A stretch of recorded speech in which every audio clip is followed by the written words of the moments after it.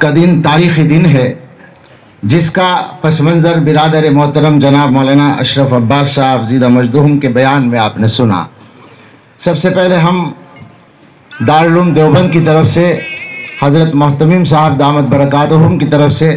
दारुल उलूम देवबंद की इंतज़ामिया, तमाम असातिज़ा और तमाम तलबा की तरफ से पूरे मुल्क को मुबारकबाद देते हैं कि अभी तक ये मुल्क अपने आइन की खुशी मनाने के काम पर मुत्तफ़िक़ है और उसमें लगा हुआ है। और हम ये दुआ करते हैं कि ये दिन आखिर तक जारी रहे, क़यामत तक जारी रहे और ये मुल्क इसी तरीक़े से इस आइन की रोशनी में चलता रहे। इस मुनासिबत से 2-3 टुकड़े आइन के मैं मुनासिब समझता हूँ कि पढ़ दूँ। आइन में जो तमहीद है उसकी इबारत है, हम भारत के अवाम मतानत और संजीदगी से आज़म करते हैं कि भारत को एक मुक़्तदिर, समाजवादी, गैर मजहबी अवामी जमहूरिया बनाएं और उसके तमाम शहरियों के लिए हासिल करें इंसाफ, समाजी, माशी और सियासी आज़ादी ख़याल, इजहार, अक़ीदा, दीन और इबादत,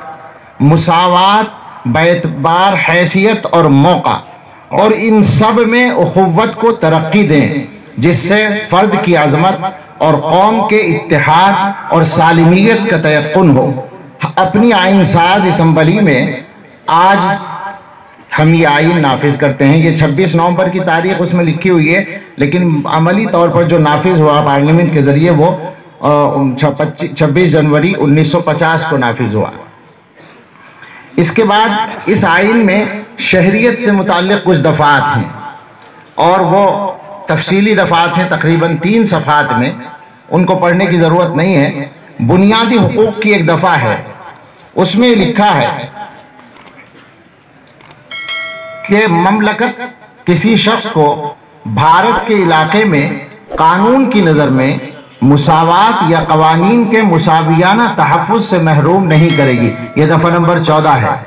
15 में अलिफ नंबर 1, ममलकत महज मजहब, नस्ल, ज़ात, जिन्स, मकाम पैदाइश या इनमें से किसी की बिना पर किसी शहरी के खिलाफ इम्तियाज नहीं बरतेगी। नंबर 2, कोई शहरी महज मजहब, नस्ल, ज़ात, जिन्स, मकाम पैदाइश या इनमें से किसी की बिना पर अलिफ दुकानों, आम रेस्तरानों, होटलों या आम तफरीगाहों में दाखिले के लिए, या बा कुल्ली या जुज़वी तौर से ममलकती फंड से कायम या खलाइक आम्मा के इस्तेमाल के लिए वक्फ कुओं, तालाबों, अशनान घाटों, सड़कों और आम आमद-ओ-रफ्त के मकामात के इस्तेमाल के नाकाबिल ना होगा या उस पर कोई जिम्मेदारी या पाबंदी या शर्त ना होगी।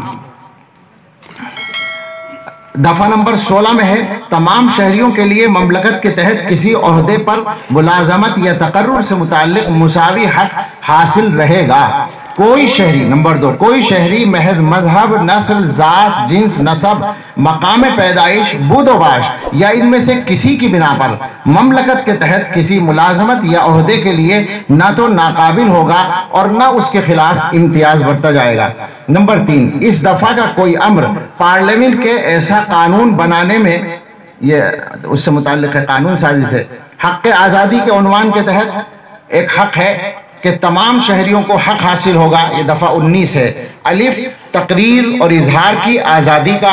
बा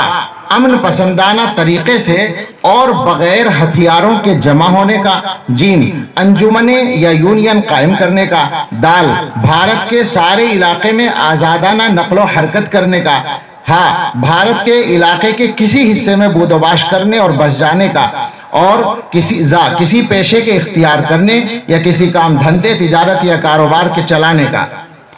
ये हक़ आज़ादी है। इसके तहत बहुत सी दफ़ात हैं।